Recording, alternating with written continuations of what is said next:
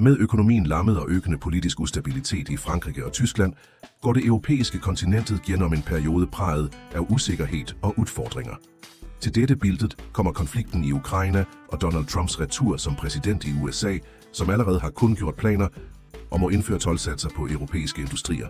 Et slikt tiltag kan udløse en handelskrig, som ville være ødelæggende for eksportørerne i regionen. Vi har eksemplariske helsesystemer, uddanning af høj kvalitet og moderne infrastruktur, men alt dette koster mye. Hvor længe kan vi opretholde denne standarden? Spørger Jorge Descalard de Mazaredo, spansk diplomat og tidligere chef for landets efterretningstjenester. Europa er i en tilbagegangsproces, og med erosionen af dets globale indflydelse vil vi også se slutten på den exceptionelle levestandarden, vi har været vant til, advarer ambassadøren. I sin analyse hævder han, at verden er vidne til slutten på en geopolitisk æra. Et synspunkt, han uddyber i sin nyeste bog, Slutten på en æra. Ukraine, krigen som accelererer alt. I bogen undersøger han, hvordan konflikten i Ukraine fremskynder svækkelsen af vestens hegemoni. Krigen handler ikke bare om territorium for at sikre strategiske områder. Den genspejler dybe transformationer i den geopolitiske strukturen, som har formet verden siden slutten af 2. verdenskrig. I dag mister Vesten indflydelse, mens det globale sør får øget betydning, påpeger han. Den politiske skørheden i Europa sker i en kontekst af økonomisk stagnation. Prognoserne for 2024 indikerer en beskeden vækst på bare 0,9%, noget som efterlader regionen, som står for en femtedel af verdens BNP, bag andre deler af verden. Eksperter peger på flere årsager til dette billede, inkluderet tab af konkurrenceevne, skærpet international konkurrence og indstrammingspolitik, som er blidt ført de sidste årene. Europa står over for en række udfordringer, som kræver umiddelbare reformer. Styrke sin militære kapacitet, restrukturere energisystemet, modernisere sin teknologiske industri og revurdere sine relationer med Rusland og Kina. Alt dette sker i en tid med økende folkelig misnøje, som har styrket populistiske og ytre højrepartier i flere europæiske lande. Jorge Descalard, som har været ambassadør i land som Marokko, Vatikanet og USA, analyserer faktorerne, som har ført det gamle kontinentet til dagens geopolitiske krise. Hvorfor oplever Europa en så turbulent periode? Jorge Descalard de Mazaredo. På 2000-tallet er vi vidne til en militær konflikt i hjertet af Europa, som virker at komme ret ud af en ekspansionistisk krig i napoleonsk stil, noget anakronistisk og dybt forstyrrende. Offensiven mod Ukraine genspejler Ruslands misnøje med den europæiske sikkerhedsstrukturen etableret efter 2. verdenskrig. Men dette er ikke bare et regionalt fænomen, men del af en bredere global ændring. Mange nationer rundt om i verden stiller nå spørgsmål ved magtfordelingen og normerne påtvunget af de sejrende magterne i 1945. Dette tyder på, at vi lever i skumringen af en geopolitisk epoke.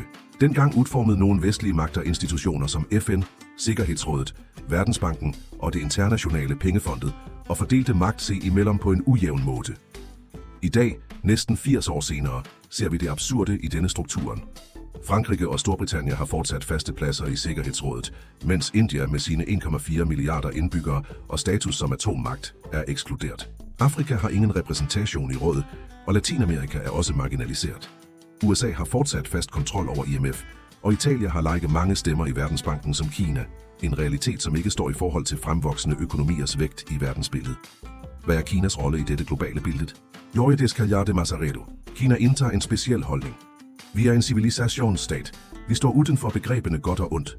USA siger det ikke eksplicit, men har altid handlet efter en lignende logik. Man trænger bare at se på hændelserne i Irak og andre regioner. I dag spejler Europa de forandringerne, som sker i verden, men vi bliver mere overrasket, fordi vi fortsat nærer en vis arrogance over kontinentet vort. Når dødelige konflikter opstår i Afrika, har vi en tendens til at acceptere dem som noget naturligt. Men når de sker i Europa, bliver det betragtet som skandaler. Denne dobbeltheden bærer uundgåelig præg af implicit racisme. Ser du Europa fortsat betragte resten af verden med en vis overlegenhed? Jorge Descalard de Mazaredo. Jeg har ingen tvivl om det. I århundreder dominerede Europa verden, drevet af dampmaskinen opfundet i England, kontrollen over havene og, i stor grad, slaveri. Denne mentaliteten vedvarer, men den er uddateret. Europa tager fejl og vil miste indflydelse på den globale arenaen. I dag er 62% af verdens BNP og 65% af verdens befolkning koncentreret i Stillehavsregionen. Kartene placerer ofte Europa i centrum, men kontinentet vender sig mod en havflade, Atlanteren, hvor stadig færre afgørende hændelser finder sted. I mellemtiden har den økonomiske magtbalancen allerede flyttet sig fra Atlanterhavet til Stillehavet og redefinerer magtfordelingen i verden. Er Europa faktisk i tilbagegang? Du nævnte, at Europa huser 6% af verdens befolkning, men står for 50% af de globale sociale udgifterne. Er denne modellen bærekraftig? Har velfærdsstaten gået for langt? Jorge Descalada de Mazaredo. Ja, vi har været alt for ambitiøse. På begyndelsen af 1900-tallet udgjorde Europa 25% af verdens befolkning. I dag når det knapt 6%. Likevel opretholder det 17% af verdens BNP. Vi har eksemplariske helsesystemer, højt niveau på uddannelse og misundelsesværdig infrastruktur, men alt dette koster mye. Hvor længe kan vi opretholde denne standarden? Vi er beundret i mange deler af verden. Vi klarede at opretholde denne modellen så længe, fordi vi dominerede den internationale scenen. Men virkeligheden er, at inden 2050 vil ingen europæisk økonomi være blandt de 10 største i verden. India for eksempel har netop overgået Storbritannien i BNP. Et andet tegn på Europas tilbagegang er aldrende befolkning, sammen med befolkningsnedgang, eftersom det er flere dødsfald end fødsler i regionen. Hvordan manifesterer denne tilbagegangen sig?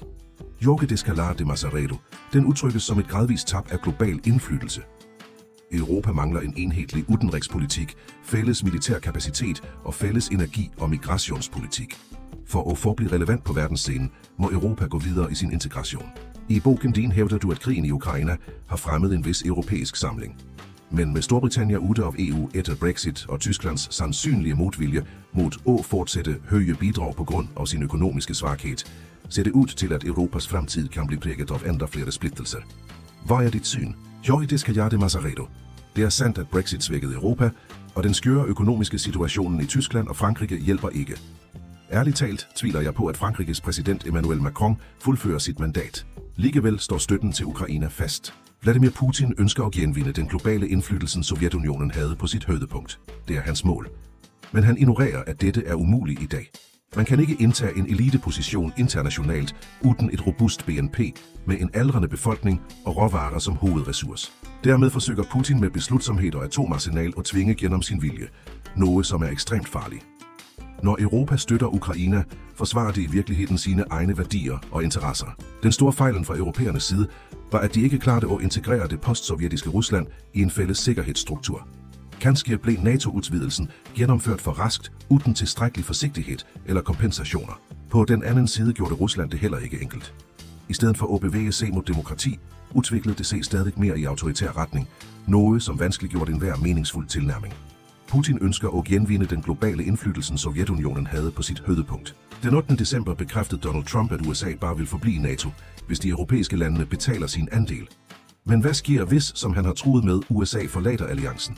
Jorge Descalada de Mazaredo. I praksis kan ikke USA bare forlade NATO.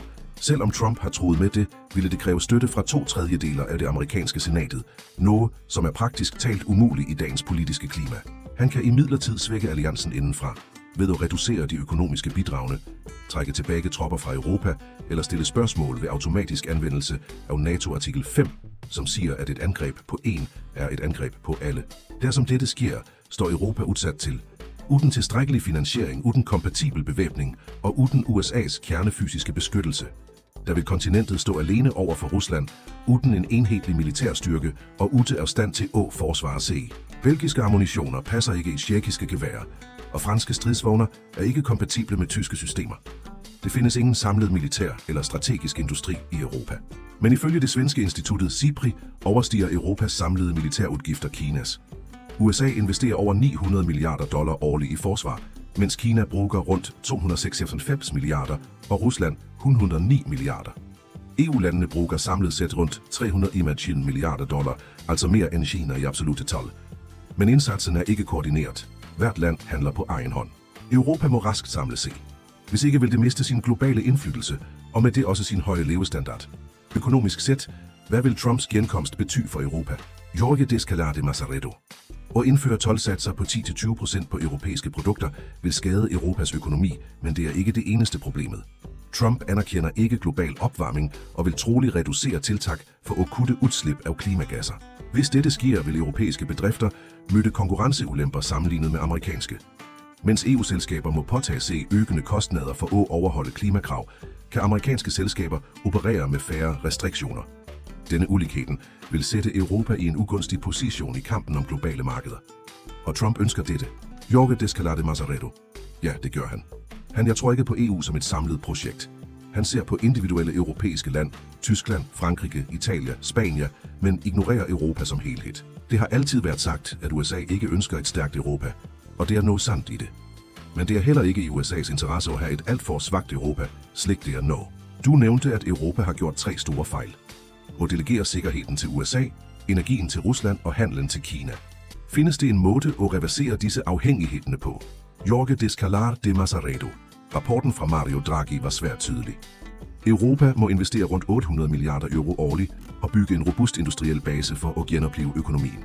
I tillæg har Europa for første gang en kommissær udelukkende viet til forsvarsspørgsmål, med mål om at harmonisere indsatsen og fremme stordriftsfordeler i den europæiske forsvarsindustrien. Nogle initiativer er i gang, men tempoet må øges. Jeg tror, dette kan være Europas afgørende øjeblik. Kanskje Trumps retur med sit pres på allierede bliver det nødvendige dyttet, som får Europa til at tage de beslutninger, man allerede ved er nødvendige. Mere enhed, mere integration, mere Europa. Jo mindre integreret Europa er, desto mindre global indflydelse vil det have, og desto raskere vil dets tilbagegang gå. Den eneste måten at undgå dette på er gennem større integration.